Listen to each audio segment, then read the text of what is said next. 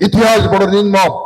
100 বছর পরে হলেও ইতিহাস তার সঠিক জায়গায় যায়, এটাই কিন্তু ইতিহাস। প্রিয় বন্ধুরা, অপেক্ষা করেছিলেন শহীদ রাষ্ট্রপতি জিয়াউর রহমান যে হয়তো কোনো রাজনৈতিক নেতা এই স্বাধীনতার ঘোষণাটা উনি দিবেন, কিন্তু দেন নাই। প্রিয় বন্ধুরা, আমরা ইতিহাস থেকে জেনেছি, আমরা বই পড়ে জেনেছি, আওয়ামী লীগের কয়েকজন নেতা তাজউদ্দিন সাহেব এবং তার কয়েকজন সহযোগীকে সাথে নিয়ে সেদিন 32 নম্বরে গিয়েছিলেন, যেখানে সবাই এবং অনেকে বলেন এই গোপালগঞ্জ টুঙ্গিপাড়ার মানুষ যে মুক্তিযুদ্ধের অবিসংবাদিত নেতা শেখ মুজিবুর রহমান সাহেব, উনি 32 নম্বরে থাকতেন। সেদিন ওনার দলের নেতা তাজউদ্দিন সহ আরো কিছু নেতারা সেদিন শেখ মুজিবুর রহমান সাহেবকে বলেছিলেন, প্রিয় নেতা, যুদ্ধ শুরু হয়ে গেছে, বাংলাদেশের মানুষ এখনো স্বাধীনতার ঘোষণা পায় নাই, এখনো মুক্তিযুদ্ধের ঘোষণা আসে নাই। আপনি যদি ঘোষণা না করেন, কে ঘোষণা করবে? বাংলাদেশের মানুষ নেতৃত্বহীনতায় থাকবে, এদেশে মুক্তিযুদ্ধ সংগঠিত হবে না, বাংলাদেশের মানুষ দিক বিদিক অবস্থায় থাকবে। আপনি দয়া করে স্বাধীনতার ঘোষণাটা দেন। সেদিন তথাকথিত অবিসংবাদিত নেতা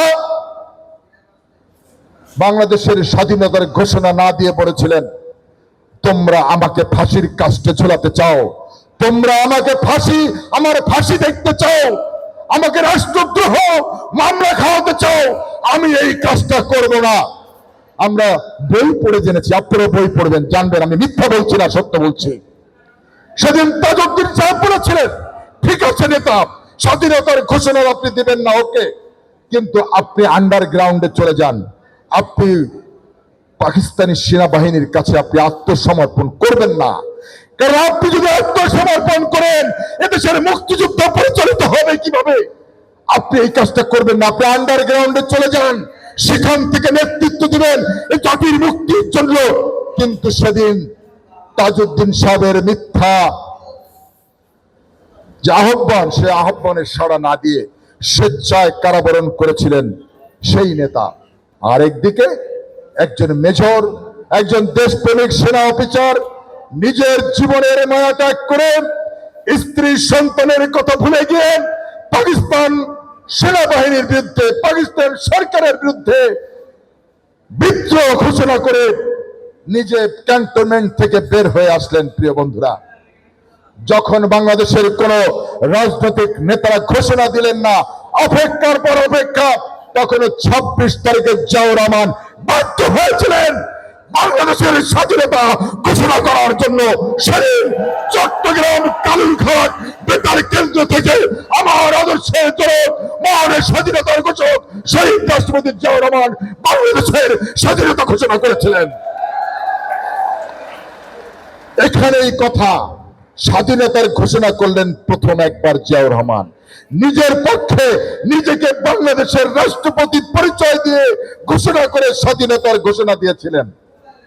উনি যখন ঘোষণা দিয়ে আবার ওনার সহযোদ্ধাদের সামনে আসলেন, কিছু কিছু সহযোদ্ধা বললেন, প্রিয় নেতা, প্রিয় স্যার, আপনি তো ঘোষণা করলেন, আপনি তো একজন সেনা অফিসার, হয়তো বাংলাদেশের সমস্ত ধর্ম, বর্ণ, জাতি গোষ্ঠীর মানুষ দল মত নির্বিশেষে এই যুদ্ধে হয়তো সবাই ঝাঁপিয়ে পড়তে নাও পারে, কারণ একজন রাজনীতিবিদের এই ঘোষণা দেওয়া উচিত ছিল। সেটা যখন হয় নাই, তখন আপনি একজন রাজনৈতিক নেতার পক্ষ থেকে যদি ঘোষণাটা দেন, তাহলে কিন্তু আমাদের আর কোনো ত্রুটি থাকে না, বাংলাদেশের সকল মানুষ যুদ্ধে ঝাঁপিয়ে পড়তে পারে।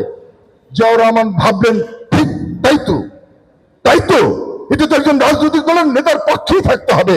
ছুটে গেলেন আবার কালুরঘাট বেতার কেন্দ্রে। উনি শেখ মুজিবুর রহমান সাহেবের পক্ষ থেকে স্বাধীনতার ঘোষণা করেছিলেন দ্বিতীয়বার। এটা হচ্ছে ইতিহাস। আমি এখানে বলে গেলাম, এই কোটালীপাড়ার মাটিতে দাঁড়িয়ে আপনারা বই পড়বেন, আমি যদি মিথ্যা কথা বলে থাকি সাক্ষী দেবে বাংলাদেশের মানুষ, এখনো অনেক মুক্তিযোদ্ধা বেঁচে আছে।